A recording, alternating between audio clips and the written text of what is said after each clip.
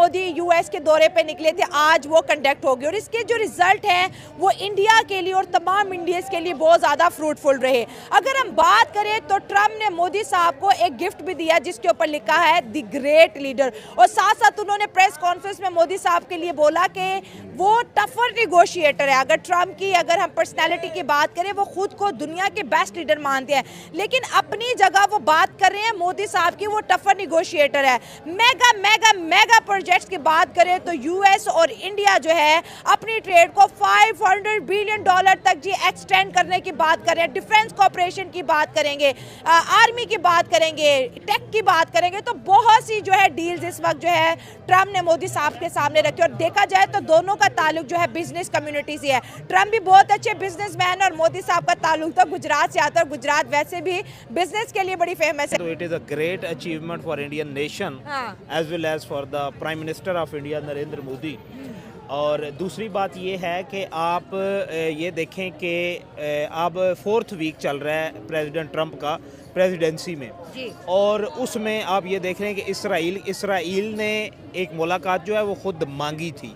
Israel जो है उसको इनवाइट नहीं किया गया था, बल्कि इसराइल का जो प्राइम मिनिस्टर है वो खुद गया था, फिर वहाँ पे जाके और ख़ुद उसने ख्वाहिश का इजहार किया था कि मैं मिलना चाहता हूँ प्रेसिडेंट ट्रंप से। ठीक है। लेकिन अब ट्रंप ने जो नरेंद्र मोदी को स्पेशल आप ये कह लें कि एक इनविटेशन दिया गया था। और दूसरी बात ये है कि ये भी एक यूनिक बात है कि पीएम मोदी जहाँ पे ठहरे हुए हैं, जहाँ पे उनका स्टे है ब्लेयर हाउस में, वो भी वाइट हाउस का आप ये कह लें कि गेस्ट हाउस है जहाँ पे नरेंद्र मोदी जी जो हैं वो क़याम पजीर हैं। ये सबसे बड़ी बात है। दूसरी बात ये है कि एक आप ये कह लें कि मेंटालिटी लेवल जो है ना वो दोनों बंदों का ना सेम है। आप ये कह लें कि एक लफ्ज़ हमारे यहाँ इस्तेमाल किया जाता है वन पेज, कि दोनों वन पेज पे। उसकी रीज़न ये है कि दोनों एक बिजनेसमैन माइंड के बंदे हैं। आप ट्रंप को देख लें या आप नरेंद्र मोदी को देख लें। नरेंद्र मोदी का तल्लुक वडनगर से गुजरात, और गुजरात जो है उसे क्या है कि वो व्यापारियों का ज़िला जो है वो तस्वुर किया जाता है इंडिया में जाके। ठीक है। और इधर से ट्रंप आ जाए तो ट्रंप जो है वो अपने आप ये कह लें कि वालिद के ही दौर से बहुत बड़े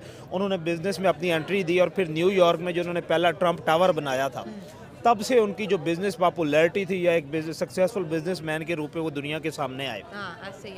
अब ये मुद्दा क्या था, जाहिर बात है दो स्टेट्स जब भी आपस में मिलती हैं, अब ये कह लें कि ट्रंप को भी आप ये नहीं कह सकते कि ट्रंप को ये अपने पर्सनल बेनिफिट्स के लिए पीएम मोदी से मिल रहा होगा, ना पीएम मोदी को कह सकते हैं कि वो अपने पर्सनल बेनिफिट के लिए ट्रंप से मिल रहा होगा, क्योंकि दोनों अपने नेशनल इंटरेस्ट के लिए एक दूसरे के साथ मीटिंग कर रहे हैं। मुद्दा ये था कि अब ट्रंप ने एक तो साउथ एशिया को खबरदार करना था, दूसरा मोदी ने साउथ एशिया पे अपना ऑरा बिठाना था। अच्छा, साउथ एशिया पे श्रीलंका भी है, बांग्लादेश भी है, पाकिस्तान भी है। आगे जाके हम लोग बांग्लादेश और पाकिस्तान दोनों को डिस्कस करेंगे। अच्छा।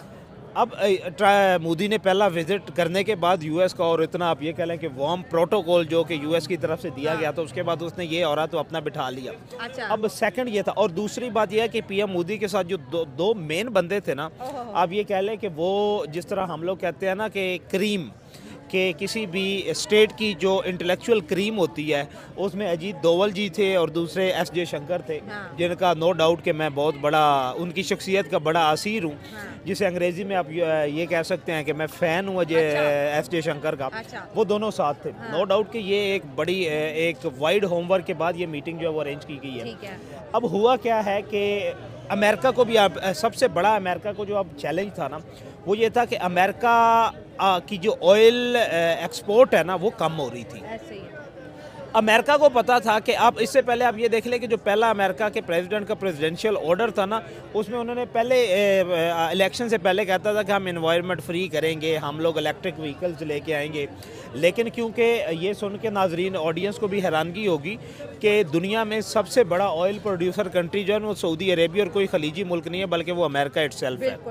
और अब अमेरिका का ऑयल जो है इसे, और दूसरी ये देखें कि कंजम्पशन में सबसे ज़्यादा दुनिया में तीसरे नंबर पे जो आता है वो इंडिया आता है।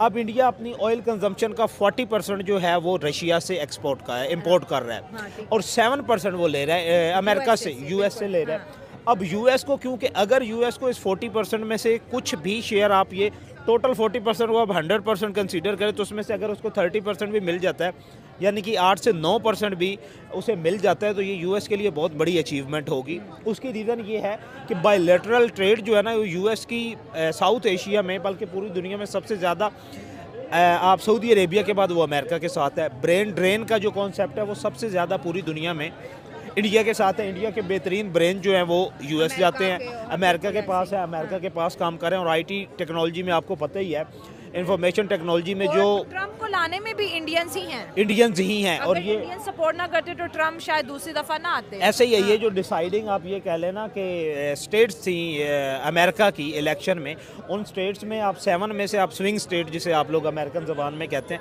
उन 7 में से 4 पे जो है अमेरिकन सपोर्ट से प्रेसिडेंट ट्रम्प जो है वो इलेक्ट हुए। अगर अमेरिकन सपोर्ट ना करते तो प्रेसिडेंट जो है वो इलेक्ट ना हो सकते। ये भी एक एलिमेंट था, एक एहसान भी था उनका।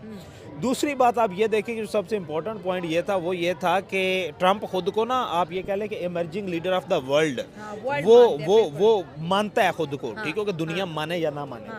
अब जब सुपर पावर एक साइड पे खुद कहता है तो उस पर देयर इज अ क्वेश्चन, लेकिन जब सुपर पावर किसी दूसरे लीडर को वो कहता है कि he is also the emerging leader of the world, तो उस पर दुनिया उसको रिकॉग्नाइज करती है। और नरेंद्र मोदी ने अपनी नेगोशिएशन पावर से ट्रम्प के मुंह से ये बात कहलवा दी है कि I am the emerging leader of the world. और ट्रम्प ने ये भी कहा ना कि मोदी साहब जो है टफ निगोशिएटर है, मुझसे भी ज्यादा टफ निगोशिएटर है।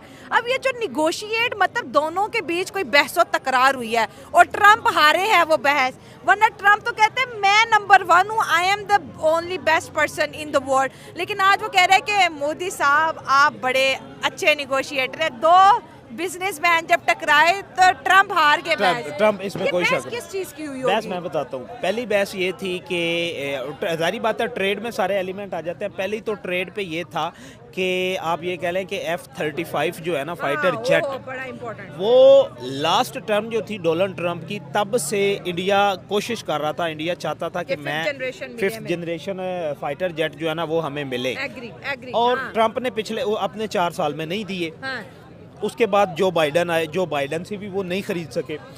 अब सबसे पहला मुद्दा तो ये था कि ये F-35, अब क्योंकि अब सवाल ये हुआ कि F-35 जो है ना, उसके बाद आप ये कह लें कि यूएस क्या नाम है उनका, रशिया की तरफ से जो वो खरीद रहे हैं SU-57 वो भी फाइटर जेट है। और उसकी कंजम्पशन, उसकी कॉस्ट और उसकी आप ये कह लें कि रनिंग कॉस्ट जो है वो अमेरिकन F-35 से कम थी, और उसमें इंटरेस्टेड, और आप ये कह लें कि ग्रीन सिग्नल रशिया ने भी दे दिया हुआ था। अब उसको देख के अमेरिका ने कहा, और वो आप ये कह लें कि F-35 जो है ऑलमोस्ट इंडिया को 1000 करोड़ रुपए में, यानी कि 975 करोड़ रुपए में वो एक पड़ता है। और उसको एक दफ़ा पर आर उसकी जो आप ये कह लें कि फ्लाइंग कॉस्ट है वो ऑलमोस्ट $35,000 है। वो उसकी कॉस्ट जो है फाइटिंग की। अब ट्रम्प ये चाहता था कि मेरे से ये खरीदे। नरेंद्र मोदी इंडिया भी चाहता था कि खरीदे, लेकिन इंडिया जो है ना बेस्ट ऑफर आ गई थी। लेकिन नरेंद्र मोदी उन्हें नेगोशिएशन टेबल पे लेके आना चाहते थे। अभी भी तो F-35 इवेंचुअली डिलीवर करेंगे, मतलब ये 2-3 सालों का प्रोजेक्ट नहीं है, मतलब कि 2030 तक ये हो जाएगा। और इंडिया 5th जनरेशन के लिए इतना डेस्परेट क्यों हो रहा है? इंडिया का डिफेंस ऑलरेडी बहुत ज़्यादा इंप्रूव है, DRDO काम करिए, लेकिन 5th जनरेशन के लिए शायद चाइना की वजह से, क्योंकि चाइना कहते हैं F-35 से भी ऊपर की चीज़ बना चुका है। जी, चाइना नो डाउट कि अगर आप लोग इसी सीरीज़ में काउंटर करें तो चाइना 38 तक पहुंच चुका है।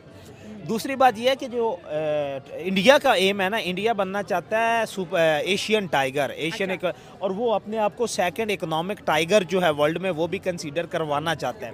अब कोई कंट्री जो होता है ना, जब अपनी इकोनॉमी को सेकंड लेवल पे या फर्स्ट लेवल पे लेके आता है, आप ये कह लें कि largest investment market in the world अपने आप को रिकॉग्नाइज करवाना चाहता है ना, और वो कहता है कि मेरे पास जो डिफेंस सिस्टम होगा ना वो भी वर्ल्ड में फर्स्ट या सेकंड नंबर पे आए। अब इसलिए उन्हें F-35 जो है वो भी चाहिए। और F-35 अगर उनके पास आ जाता है तो चाइना को बड़ी इजीली काउंटर कर सकते हैं इंडिया। पाकिस्तान के साथ तो उनका कोई इशू नहीं है, पाकिस्तान के साथ पाकिस्तान और इंडिया का तो लेवल बराबर है। उसमें ये देख लें कि अमेरिका इंडिया का अगर एक हाथ ऊपर होगा तो हम कह सकते हैं कि वो पाकिस्तान से उनका एक हाथ ऊपर है। लेकिन अब वो काउंटर करना चाहते हैं चाइना के, और F-35 अगर उनको मिल जाता है अमेरिकन सपोर्ट से। अब ये देख लें 25 से पॉलिटिकल आप ये डायलॉग में 5 साल का अरसा कोई बड़ा असर नहीं होता। उनके लिए 5 साल ऐसे ही होते हैं जैसे हमारी आप ये कह लें कि हमारी रीजनल लिविंग लाइफ में जो हमारे लिए 5 दिन होते हैं ना पॉलिटिकल डायलॉग और टॉक्स में, वो 5 साल इसके बराबर होते हैं। अगर उन्हें 5 सालों से पहले ट्रंप की टेन्योर ख़त्म होने से पहले, बल्कि ट्रंप ने इसी साल में ट्रंप ने उनको वो सेल कर देने हैं और इंडिया ने ख़रीद भी लेने हैं। दूसरा सबसे बड़ा इशू था कि वीज़ा पॉलिसी जो है, इलीगल इमिग्रेंट्स जो हैं उस पर। जय हिंद, नमस्कार दोस्तों आपने वीडियो तो देखा ही होगा। वीडियो में किस प्रकार से पाकिस्तानी आवाम का जो रिएक्शन है वो आपने देखा होगा। तो यही है आज के वीडियो में कि आज जो है नरेंद्र मोदी जो गए थे वो यूएसए गए थे ट्रम्प जी के साथ। उन्होंने बहुत बड़ी डील साइन की है, बहुत सारी डील साइंस की है उन्होंने। लाइक एआई में की है, ट्रेड में की है, बहुत सारी की है। लाइक 500 बिलियंस की ट्रेड उन्होंने शुरुआत करने के ऐसे कुछ उन्होंने किया है, साइन किया है, प्रोजेक्ट्स बहुत सारे हैं। तो यही सब रीज़न्स है कि और ये तो एक ऑफिशियल मीटिंग था, बट यही रीज़न है कि पाकिस्तान इसी को देख कर के बहुत ज़्यादा शॉक है और इन्हें काफ़ी जलन हो रही है, क्योंकि जब इनका प्राइम मिनिस्टर बाहर जाता है तो उसे कोई इज्जत नहीं मिलती है। यहाँ तक कि टकराए, रेड कारपेट तो बहुत दूर की चीज़ है। सबको पता है कि वो भीख मांगने आ रहे हैं, इसीलिए उसे हाथ मार के भगा दिया जाता है। मोदी जी को जैसे ज़्यादा सम्मान मिलता है उसे देख कर के पाकिस्तानी पूरी तरह से शॉक है। अब इनको मोदी जी जैसा प्राइम मिनिस्टर चाहिए, पर ये पॉसिबल नहीं है। आपको क्या लगता है, वाकई पाकिस्तान को कभी कोई मोदी जैसा प्राइम मिनिस्टर मिल सकता है? आपका जो भी विचार हो आप कमेंट बॉक्स में ज़रूर कमेंट करके हमें बता दीजिएगा। वीडियो इसी के ऊपर था। वीडियो अच्छी लगी हो तो प्लीज़ वीडियो को लाइक कीजिएगा, चैनल को सब्सक्राइब कीजिएगा। मिलते हैं नेक्स्ट वीडियो में। जय हिंद।